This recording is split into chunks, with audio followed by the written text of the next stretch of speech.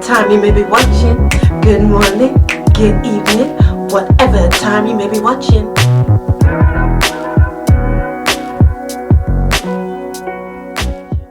It's your girl Ruby Suze. It's your girl Ruby Suze here. It's late. I should be in my bed.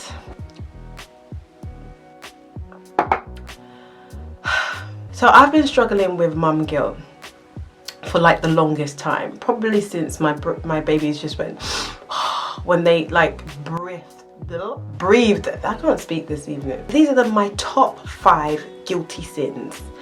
So number 1, top of my list has got to be screen time. Now I have researched, googled, asked other mothers, I have read books, I have googled the internet, I've done everything trying to work out how much time a child should be left in front of Peppa Pig, Paw Patrol and Super Y, but I can't find a definitive answer. So it means that I'm constantly evaluating how much time they've had on the TV or the laptop or the iPad or any other kind of electronicness. Second thing I feel guilty about is eating. Like, I constantly feel judged by the invisible fairy godmother genius of motherhood about the fact that my child does not eat avocado and mango and melon with like sprinkles of brown rice. Like, it's just not it's just not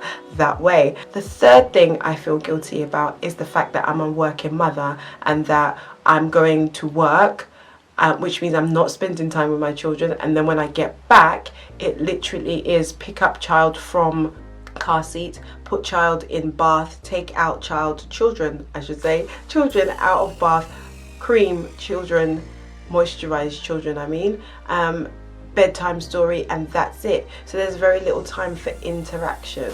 So yeah, I feel immensely guilty about that. 4, I sometimes feel guilty about the range of activities that I have for my children and trying to work out ways where I can just have 5 minutes to go to the toilet. 5, I feel guilty about eating food that I don't want to give my children. So for example, if there is a chocolate and I really want chocolate, you know, when you're having one of those chocolate needed days, then I kind of feel guilty that I am running into the kitchen to hide behind my kitchen door to eat chocolate because I don't want to give it to the children. And on a serious note, mum guilt is horrible. I think it can be a constant nagging irritant on your soul. You can just feel like constantly condemned. And you know, 2 weeks ago I reached breaking point. My son was at the table, I'd made this meal for him and he was literally having this meltdown, and you know those kind of ugly cries where like they stop like mid-breath and you don't know whether they're gonna vomit or cry, and then you've got the bogey all coming down, snot coming down from their nose, that kind of ugly meltdown. And I was in the kitchen having my own meltdown because I couldn't understand why this child wasn't eating and what I had done wrong for this child not to eat.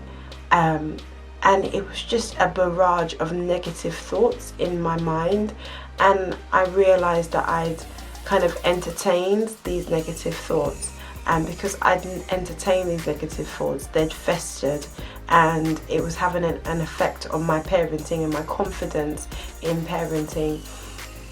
And so I've realized on reflection, to actually deal with mum guilt, I'm going to have to, number 1, stop comparing myself to every, you know, yummy mummy that slays. Like, I literally am going to have to work out what's best for me, because on the positive things that I do with my children and the positive things that they do. So, you know, instead of me feeling bad that perhaps my child is not saying the alphabet phonetically as frequently as I'd like, or isn't like, you know, solving algebra formulas in his head with his eyes closed standing on one leg, like, instead of thinking that way, I need to think about the fact that his speech is quite clear. I need to focus on the positive things and focus less on what's not going so well, because I've not done this before, so this is all new and I'm growing in this experience. Earl Grey is my tea bag of choice.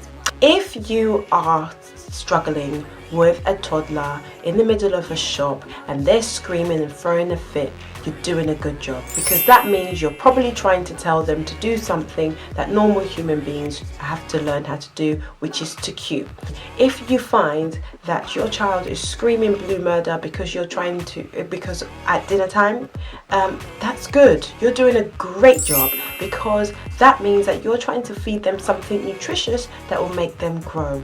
If you feel that your child is screaming and crying and doesn't want to be near you because you have taken an electronic device, that's great, because you're probably trying to save your child from developing some kind of something that people have not decided whether it's true or not, that certain TV programs gives children conditions, or whether they get blurry, weird vision because they're staring at a screen for too long.